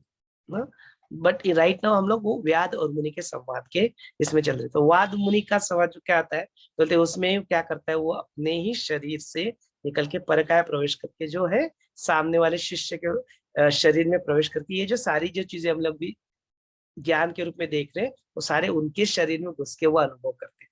ये सब वात कफ पित्त उसके एसोसिएटेड स्वप्न, जब जब मैंने देखा उसके शरीर में कफ ज्यादा हुआ तो उसको क्या स्वप्न आए, मैंने ये स्वप्न पढ़ते हुए उसको देखी।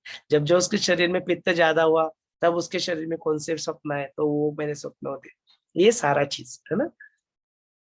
तो that is all related to that, उनके शरीर में जाके वो देखते। तो that is what is Shavopakhyan and Vyadh और मुनि का संवाद। देन उसके बाद में वात का पित्त हमने देखा, how they affect us body mind and dream as well हमने देखा, हाउ आवर विचार वासनास arise in our chitta and what how does it affect, हमने देखा कि सारे जो विचार जो आते हैं अपने इसके ऊपर, वो सारे जो अन्न जो खाते हैं वो, जो उसके बाद में अपने लोकेशन होता है वो, पीपल होते हैं वो, और जो सारा प्लानिटरी पोजीशन होता है वो, और आपके पुराने जो संस्कार होते हैं वो।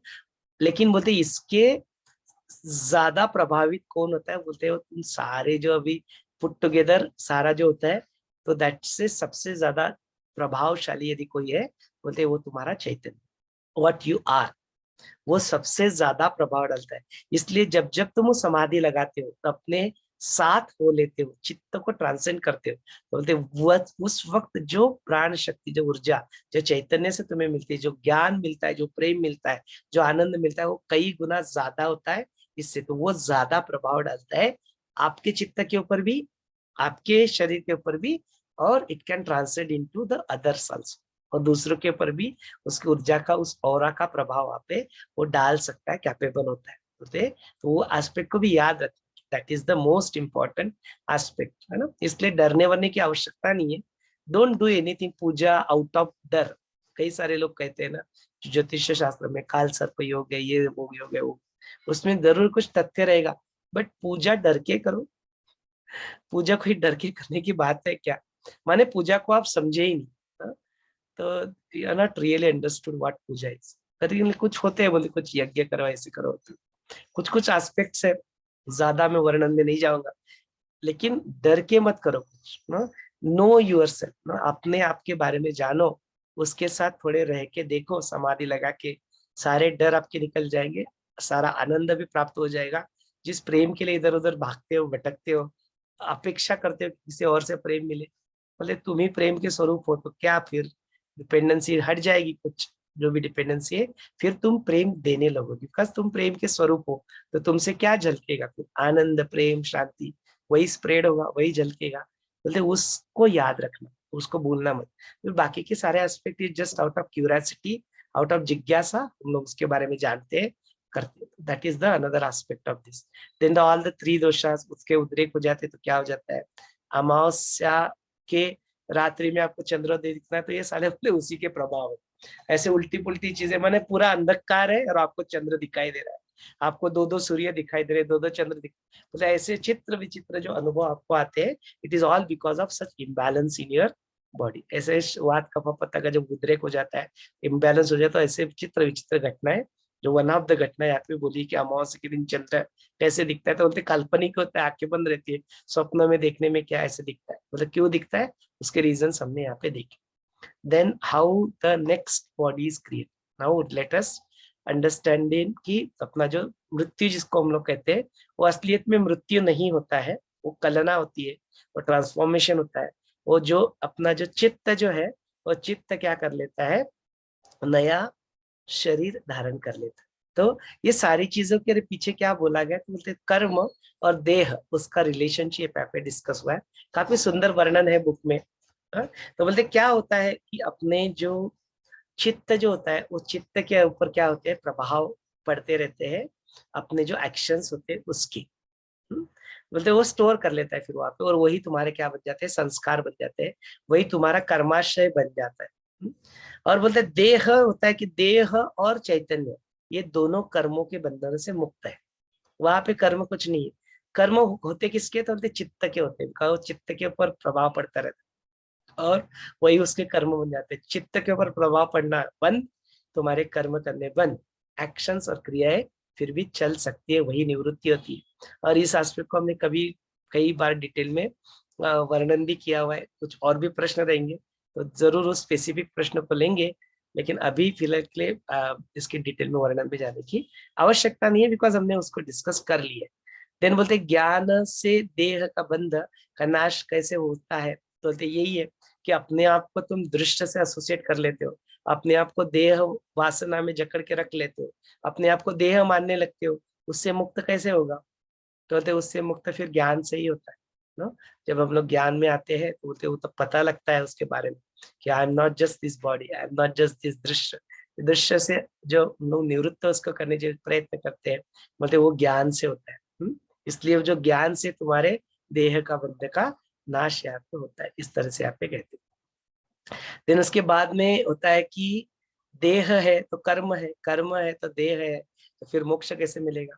तो वही बात है कि एक्शंस को चलने दो, देह एक्शंस करता रहेगा, आप कर्म नहीं बनाओ, उसके चित्त के ऊपर इंप्रेशन नहीं बनाओ, फिर आप उससे मुक्त हो सकते हो।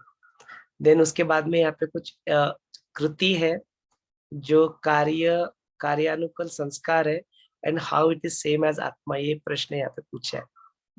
तो बोलते वही एक्शंस जो होते हैं, कृति होती है, और उसके अनुसार जो आपके जो कार्य चलते रहते हैं उसी के अनुसार आपके संस्कार भी बनते हैं, यदि आप बनने देते हो तो, है ना। यदि आप अपने संस्कारों को यहाँ पे बनने देते हो, माने चित्त के ऊपर इंप्रेशन पड़ने देते हो, तो ही वो आपके कर्म बनते हैं, तो ही वो आपके संस्कार बनते हैं, नहीं तो नहीं। तो बोलते संस्कार बनते ही initially, if you are a beginner in this journey, तो अच्छे संस्कार बनते तो बनने दो ना, कोई बात नहीं। इनिशियल अच्छे संस्कार बनने दो, लेकिन जब एक वक्त आएगा तब फिर अच्छा बुरा का भेद मिट जाएगा, तब फिर एडिशनल संस्कार की आवश्यकता नहीं बनेगी। एंड देन जो प्रारब्ध है उसके अनुसार आपके कार्य चलते रहेंगे। How it is same as atma, पता नहीं ये प्रश्न कैसे आया।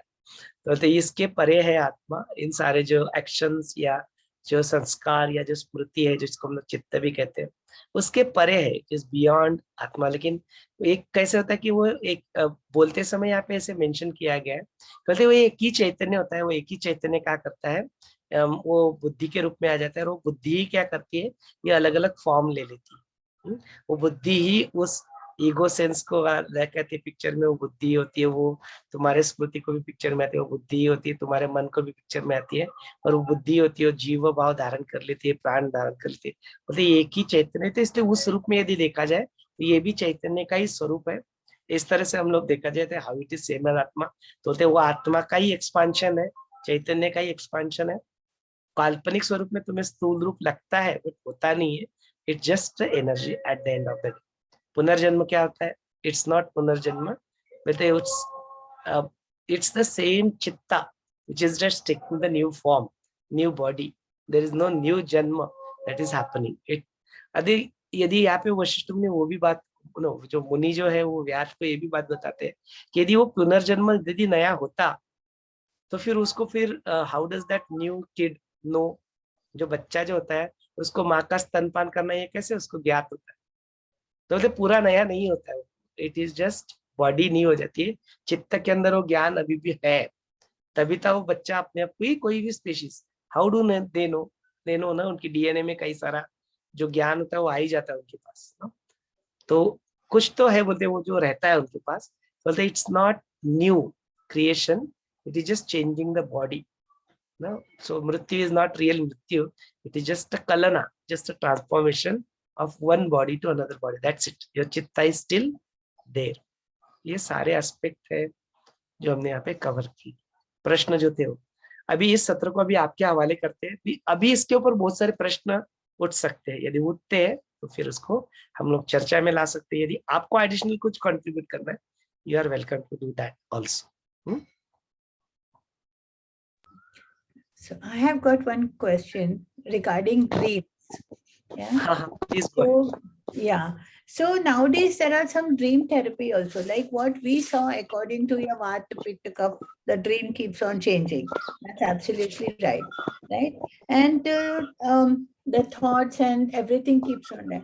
Now there is a dream therapy also in which you can go into your dream and change it. So how effective is that in our day-to-day life? And how does it help us, or it doesn't? I don't know. So if you can just, if you have the answer, you can just let us know about this. हाँ, तो बस वो बात वही है कि यदि आपको अपने मन के ऊपर कंट्रोल करना है तो डायरेक्टली उसके ऊपर कंट्रोल कर नहीं सकते, तो you go and control your breath. तो बोलते उसी तरह से है, जो तुम्हारे जो स्वप्न है, उस स्वप्नों को तुम डायरेक्टली कंट्रोल नहीं कर सकते ना, directly there is no way to control it, because तुम्हारे हाथ में नहीं है वो कि क्या। तो उसके लिए हम लोग क्या करते हैं, जो उसके इंग्रेडिएंट है, जैसे आपको रेसिपी है, रेसिपी को कंट्रोल कौन करता है? इंग्रेडिएंट्स कंट्रोल करते हैं ना, जैसा इनपुट वैसा ही आउटपुट। तो ये स्वप्न की इनपुट्स क्या है वो देखो, तो हमने देखा ना उसके स्वप्न के इनपुट्स क्या है, आपके वात कफ पित्त उसके इनपुट्स है, आपका शरीर उसका इनपुट है, आपका अन्न उसका इनपुट है, आपके विचार मन में क्या चल रहे हैं वो उसका इनपुट है, आपका लोकेशन इनपुट है, पीपल अराउंड इनपुट है, कई सारे इनपुट है। तो कई सारे इनपुट्स में क्या होता है, कंट्रोलेबल इनपुट्स होते हैं, अनकंट्रोलेबल। तो कारपोरेट वर्ल्ड का भी सिद्धांत है, मैनेजमेंट का सिद्धांत है जो कंट्रोलेबल है उसको कंट्रोल करो, जो कंट्रोलेबल नहीं है उसको कंट्रोल नहीं करो। अभी किसी के साथ शादी ही हो गई है कि कोई माँ बाप के रूप में ही आपके आ गए, कोई भाई बहन ही आ गई है, बेबी मिल गई है, अभी बोले चलो कंट्रोल चेंज करो तो चेंज नहीं कर सकते ना कुछ चीजें। तो बोलते जो कंट्रोलेबल नहीं है उसको छोड़ो, उसको रहने दो। कंट्रोलेबल जो है उसको कंट्रोल करो। तुम्हारा ध्यान करना तुम्हारे कंट्रोल में, तुम्हारा साधना सेवा सत्संग करना तुम्हारे कंट्रोल में, तुम्हारे एक्शंस करना तुम्हारे कंट्रोल में, खाना पीना तुम्हारे कंट्रोल में। हाँ, कहाँ पे बैठना, कहाँ पे कई सारे। एक बार घर ले लिया तो ऐसा थोड़ी है कि ये हो गया घर बेकार है छोड़ो घर, नहीं कर सकते ना। वंस इन लाइफ टाइम होता है नॉर्मल लोगों के जीवन में। हम तो बोले कुछ कर सकते हो वास्तु शास्त्र तो करो, कई सार चेंज कर सकते हैं क्या? नहीं कर सकते। तो बहुत ज्यादा उसमें घुस के अरे इसकी वजह से ही हो रहा है, इसकी वजह से ही हो रहा है, ऐसे लटक मत जाना, फंसना नहीं। That is the problem. यदि आपका मन फंस गया ना, तो जो वास्तुशास्त्र से जितना ज्यादा तकलीफ होगा ना, उससे कई गुना ज्यादा मन तुम्हारा तकलीफ देगा तुम्हें। तो you don't get stuck because you are much much more powerful than. अभी जो है वो है ना। कुछ चेंज कर सकते हो तो करो, नहीं चेंज कर सकते तो leave it, forget about it, you do something which can affect that. वो तुम ऐसा कुछ कार्य करो कि उसको, वो जो गांधी जी के हाथ में वो लकड़ी थी, उनकी जो चप्पल थी, देखो ना आजकल भी देखो स्वामी समर्थ कई जगह पे जाओ, उनकी पादुकाएं पूजी जाती है। मतलब उन्होंने जो चीज धारण की थी ना उसको महत्व आ गया। तो you are also equally powerful ना। तो आप वो कार्य करो ना कि जिससे आप उस लोकेशन को, और घर से प्रभाव होता है क्या, तुम ऐसा कुछ करो कि उस घर घर मंदिर बन जाए, घर आश्रम बन जाए। ये संभव है, तुम्हारे ऊपर है। तो उस एस्पेक्ट को जरूर देखना। हाँ, क्योंकि always look for the controllable and non controllable factor. और हमेशा ऐसे ही होता है, सारी चीजें कंट्रोलेबल नहीं होती है। तो जो बारिश ही गिर रही है तुम बोलते हो कि मेरे को नहीं, अरे बारिश गिर रही है तुम छाता उठाओ ना। और कई बार तो हो जाएगा तुम छाता भी उठा लो तो कुछ भी कर लो, तुम्हें भिगवा के रखने वाली तो भिगो के रखेगी। दैट इज योर नियति। फिर देन उस वक्त वो आनंद भी ले लेना भीगने का। उस वक्त रोने की क्या जरूरत है? देन जो बच्चे जैसे बिल्कुल एकदम इनोसेंट होके ऐसे पहली बार जब बारिश आती है तो कैसे कूदते, बिल्कुल मस्त होके उसको ले लेना, उस अनुभव को भी। हाँ? आपके ऊपर निर्भर करता है कि आपको रुखी ऐसे रोते धोते बैठ के मुंह लटका के बैठना है, या you have to be face it, जो भी है आता है face it with a smile and then be with it. ये सारी चीजें।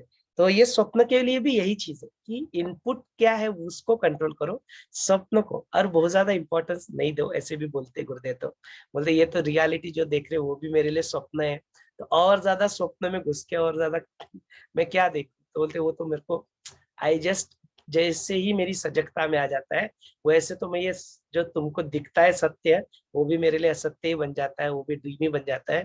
तो ड्रीम की तो बात ही छोड़ो। तो he doesn't get into all this things. बोलते स्वप्न जैसे ही सजगता आ जाती है स्वप्न का महत्व बचता है क्या? The moment you are alive, the moment you are जागृत, द मोमेंट यू आर सजग, do you bother about it really? बोलते स्वप्न था ना छोड़ना। और स्वप्न में कोई मर गया तो सजगता में आते हो तो रोते बैठते हो क्या? नहीं रोते बैठते ना, क्यों? बोलते अरे स्वप्न था ना छोड़ना। और सचमुच में छोड़ भी देते हो, it was just a dream, leave it. वही है, सजगता में आओ तो इन सारी चीजों को कोई महत्व नहीं बचेगा। सजगता में नहीं रहते तभी ज्यादा महत्व हो जाता है, पूरे दिन हम लोग उसमें अटकते रहते हैं, लटकते रहते हैं, और ज्यादा एनालिसिस करना चाहते हैं उसका, ये सब कुछ बोलते इतने ज्यादा आवश्यकता है। तो देखो आपका टाइम है आपके पास, ये सब कुछ है, एंड यदि उससे लाभ होता है तो करो, नहीं तो फिर देर इज नो नीड। ये वैयक्तिक मत है, कुछ कुछ होगा जिन्होंने रिसर्च किया होगा वो कुछ उसमें करते रहेंगे। It's really up to them. I have no such experience.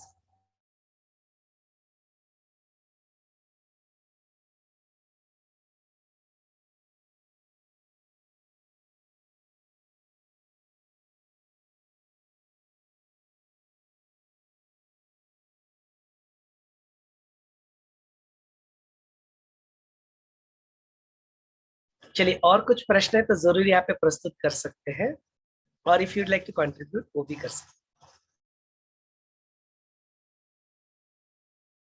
अभी एक चीज बहुत सुंदर बताई, एक यानी दो चीजें अच्छी बताई। जैसे वास्तु का उदाहरण दिया आपने, तो उसके पीछे मत जाओ, अपने मन से आप लोग ज्यादा परेशान होते हैं। Leave it. ये फार्मूला बहुत सुंदर है। वो वास्तु से हम लोग ही मन से ज्यादा उससे परेशान होते हैं, वो ज्यादा तकलीफ देते हैं। और दूसरा जो बताया स्वप्न का, वो बहुत सुंदर दिया कि स्वप्न को क्यों ज्यादा महत्व देते हो, उसके पीछे मत पड़ो। हम जब सजग हो जाते हैं, नींद से खुल जाते हैं, तो वो तो रियलिटी नहीं रहती, अलग रहता है विश्व, और अंदर का विश्व अलग रहता है। उसको क्यों पकड़ते हो? उसके पीछे अंदर जाओगे तो दुख ज्यादा मिलेगा, उसको छोड़ दो तो दुखी नहीं होगी। दोनों मुझे बहुत अच्छे लगे। थैंक यू सो मच, मस्त एक्सप्लेन किया। जय गुरुदेव स्मिता जी। सो नेहा जी भी कुछ कहना चाहती है। नेहा जी। जय गुरुदेव, जय श्रीराम. आजच्या ह्याच्यामध्ये म्हणजे असं खूपच नॉलेज, असं खूप म्हणजे खूप नॉलेज मिळालं. आणि मला दोन गोष्टी खूपच अगदी नव्याने क्लिक झाल्या की एक म्हणजे कर्माचा आणि देहाचा काही संबंध नाही.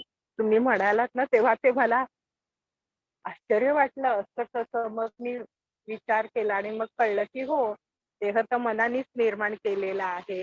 म्हणजे देह भ्रमच आहे ना म्हटलं तर.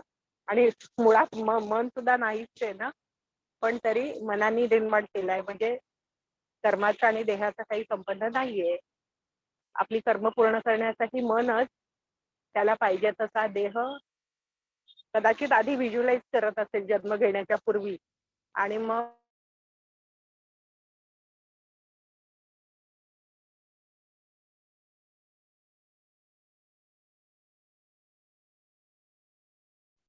It seems there is a connectivity issue. आलं कधी ऐकू येतंय आता? येतंय बोला. जय गुरुदेव. येतोय आणि आवाज. मग मनच मनच आपली कर्म पूर्ण करण्यासाठी व्हिज्युअलाइज करत असेल देह, आणि मग तो देह आणि ती कर्म पूर्ण करण्यासाठी आई वडील निवडत असेल. म्हणजे हे मी कुठे कुठे वाचलंय, ऐकलंय की मन म्हणजे आपणच आई वडील निवडतो आपली कर्म पूर्ण करण्यासाठी. सपोर्टिव्ह असे आई वडील, नातेवाईक आणि पूर्ण आयुष्य आपण निवडतो.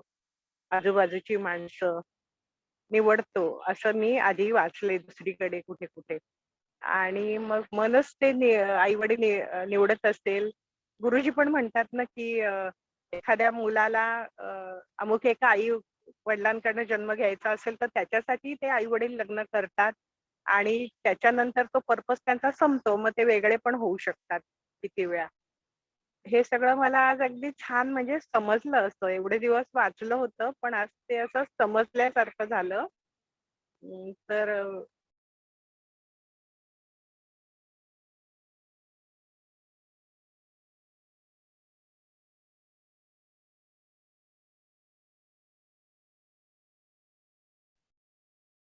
फिर से कुछ तो नेट कनेक्टिविटी प्रॉब्लम है ना। और किसी को अपने आप को व्यक्त करना है, कुछ प्रश्न पूछना है तो जरूर आप कर सकते हैं अनम्यूट करके।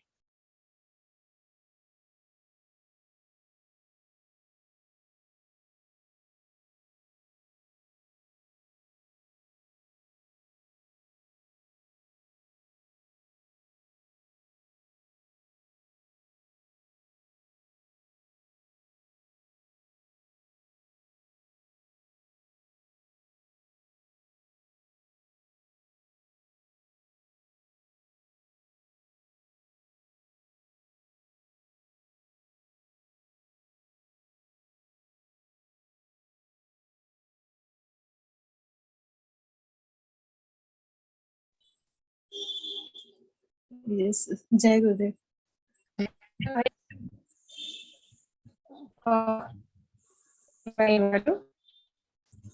आवाज आ रही है?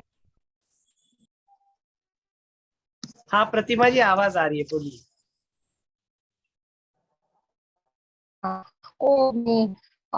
सबके बाड़ी में तो बहुत कुछ यहाँ पे बना हुआ है. मैं एक शब्द से मैं भावित होती हूँ, बहुत ज्यादा नहीं, लेकिन होती हूँ ऐसा कि वो सपनों में मैं कहाँ पे वो खो जाती हूँ। कोई जाने पहचान कुछ नहीं है, वो प्लेस भी अनजाने प्लेस है, और कुछ क्या जाना कुछ भी नहीं रहता वहाँ पे। और कभी मैं अकेला रहती हूँ, और कभी और भी रहते हैं अनजान वो लोगों ने, ऐसा होते हैं। और इसी तरह सपनों एक सपना रिपीट नहीं होता है, लेकिन इसी तरह भी अदर प्लेस होते हैं कि अदर टाइप का होते हैं ऐसे। वो कुछ दिन बाद ऐसे मैं देखती हूँ, मुझे अजब सा लगते हैं। और मेंटल टायर्डनेस थोड़ा, बहुत ज्यादा नहीं, थोड़ा टायर्डनेस भी आते हैं। और मुझे लगता है कि वो ऐसा हाँ, हम कुछ बता सकते हैं भैया? I could hardly hear because there is a background noise going on. Sangeeta जी का प्रश्न इनका था क्या कुछ, प्रतिमा जी का? Is there any question that was asked? प्रतिमा जी, आपको कुछ प्रश्न था? Just sharing. हाँ भैया, आवाज ठीक से सुनाई नहीं दे रहा है। हाँ, मुझे एक्चुअली ठीक से सुनाई नहीं दे रहा because there is a lot of background noise. वो कंस्ट्रक्शन का कुछ काम चल रहा है, तो आई कुड हार्डली हियर। हाँ आपका कुछ हाँ प्रश्न है क्या? Is there any question that you have? अगर हो सके ये बता सकते हैं क्या भैया? मैं आज ये सपनों क्यों देखती हूँ बार बार कि एक अनजान देश में मैं हूँ, और कभी कभी वो एक जंगल जैसा, बहुत जंगल भी नहीं है, अनप्लेस। कभी वो पहाड़ ऐसा होगा, कभी वो अलग सा प्लेन प्लेस है, लेकिन वो कोई जानकारी नहीं है, ऐसा देखती हूँ। और कुछ दिन बाद ऐसा मैं। ठीक है, मुझे कुछ कुछ समझ में आया, मैं बात करता हूँ उसके बारे में। बेसिकली यहाँ पे प्रश्न पूछा जा रहा है कि प्रतिमा जी जो उनको कुछ कुछ टाइप के स्वप्न आते हैं, जैसे एक अनजान स्पेस में वगैरह है, तो वो सब कुछ है, तो इसके लिए बाहर निकलने के लिए क्या कर सकते हैं, ऐसा शायद प्रश्न होगा। तो वही बात है कि सबसे पहले ना कि स्वप्न आते हैं उसका हमने जो टेक्निक जो देखा मॉडर्न साइंस के पर्सपेक्टिव से, कि आपका रजस जो अपनी क्रिया शक्ति है उसको ठीक से यूटिलाइज नहीं किया है, तो आपको स्वप्न आएंगे, है ना? तो आप क्या करो, थोड़ा सा एक्सरसाइज करना बढ़ा दो, अपना फिजिकल एक्सरसाइज, रजस आपका ठीक से यूटिलाइज हो जाएगा, आपकी ठीक से नींद होने लगेगी ना, स्वप्न नहीं आएंगे फिर। That's a first way of dealing with it. दूसरा way of dealing with it, जिस प्रकार का जो स्वप्न आता है, वो बुक में से थोड़ा सा देख लेना कि किस प्रकार के स्वप्न कौन से दोषा से उत्पन्न हो जाते हैं, और उस प्रकार से दोष को डील करने के लिए जो आयुर्वेदिक जो दवाई है उसको खाना, तो उससे फिर वो दोषा ठीक हो जाएगा। फिर उस दोषा से उत्पन्न होने वाले टाइप ऑफ स्वप्न भी वो आने बंद हो जाएंगे। तो मैं तो कोई डॉक्टर हूँ नहीं ना, निदर दिस इज माय टॉपिक, है ना? तो मैं कोई अपना रिकमेंडेशन ऐसे दे नहीं सकता। It's always a good idea, आप नाड़ी परीक्षा अपना करवा लो, थोड़ा सा वो बुक पढ़ लेना, उसमें किस प्रकार के स्वप्न आ रहे हैं, उसके ऊपर उसका ऐसे प्रोबेबल एक्शंस में रिकमेंडेशन के रूप में सिर्फ यहाँ पे आपके साथ शेयर कर सकता हूँ। That is also with guidance from ayurvedic doctor, है ना? तो वो आप जरूर कर सकते हैं Pratima ji. That will be my inputs to you. ठीक है, सबसे हाँ पहले तो भैया। किसी टाइप का हाँ, स्वप्न है और क्यों, नींद लो ना, we are suppose to sleep not dream, है ना? तो बेस्ट इज आप तो पहले फिजिकल एक्शंस को बढ़ाओ अपने, तो रजस खत्म हो जाएगा ना, अपने आप ध्यान हाँ भी भैया, अच्छा। मैं हाँ, वो फिजिकल एक्सरसाइज मैं ज्यादा नहीं कर पाती हूँ, क्योंकि मुझे वो ये स्लीप डिस्क है और बैक पेन भी है, तो इसलिए ज्यादा नहीं कर सकती हूँ। हाँ, यही वजह है कि वो एक्चुअली हो नहीं रहा है। तो फिर भी आप मेंटल एक्सरसाइज भी करोगे ना, तब भी नींद आते। फॉर एग्जाम्पल अभी हम लोग आईटी में है, हम भी फिजिकल एक्शन नहीं करते ज्यादा, बट अब our mind is all engaged, है ना? तो वो उससे भी नींद आती है प्रॉपर। एक्शंस माने कुछ तो आपके जो ब्रेन है ना, उसको एक्शंस चाहिए, कुछ वो यूटिलाइज होनी चाहिए उसकी क्रिया शक्ति। जितना हो सकता है उतना फिजिकल कीजिए, और otherwise involve yourself in books or anything, some reading, listening, ना this listening to Yoga Vashishta video on will help ना, तो उसको आप सुनिए ठीक से। कहीं पे तो अपना ये लगाइए, अटेंशन जो है ना वो प्रत्याहार दीजिए उसको, और तो फिर वो इससे निकल जाएगा। मल्टीपल पॉसिबल वेज है इसको डील करने के। प्रोबेबली आप मुझे पर्सनली कॉल करके बात कीजिए, there is lot of background noise, तो then we can talk more about it, ठीक है। हाँ भैया, मैं फिजिकल वर्क करती हूँ क्योंकि मुझे बहुत टाइम नहीं मिलता है, तो अच्छा होते रहते हैं, लेकिन कुछ दिन बाद ऐसा होता है कि प्लेस में मैं अकेला हूँ, ऐसा होते हैं। I understand that it is a कोई concern and जान पहचान नहीं है। definitely there will be a way to deal with it। हम कैसे डील करना है is something that will take it offline, है ना, because वैसे स्पेसिफिक गाइडेंस देने के लिए ना तो मैं उसमें एक्सपर्ट हूँ, है ना, लेकिन फिर भी एज अ हेल्प यदि आप गाइडेंस सही इंसान के साथ आपको कनेक्ट करना, that much I can definitely, so let's do that, है ना, बात करते हैं उसके बारे में। अल्टरनेटिवली आप संगीता जी से भी बात कर सकते हैं, शी इज आल्सो हीलर, तो उनको भी इसके बारे में होम्योपैथी भी वो जानती है, तो वो भी डेफिनेटली आपको गाइडेंस भी कर सकती है और मेडिकली आपको हेल्प भी कर सकती है। तो Sangeeta ji also is a good person to deal with this, तो you can get in touch with any one of us या both of us, we can have a conference call also, ठीक है। हाँ हाँ भैया, ठीक। जय गुरुदेव। हाँ, जय गुरुदेव, जय गुरुदेव। चलिए, और कुछ जेनेरिक कुछ प्रश्न है तो पूछिए, स्पेसिफिक कुछ है तो जरूर उसके लिए हेल्प के लिए you have to connect with me और Sangeeta ji offline, because we are not from doctor profession, at least I am not from medical profession.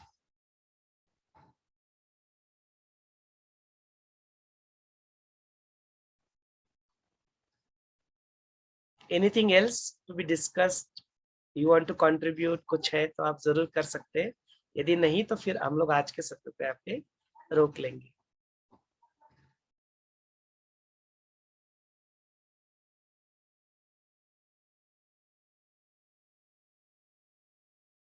चलिए ठीक है, आज के सत्र को फिर यहाँ पे रोक लेते हैं ताकि पुनः एक बार हम लोग कल मिल पाए। जय गुरुदेव।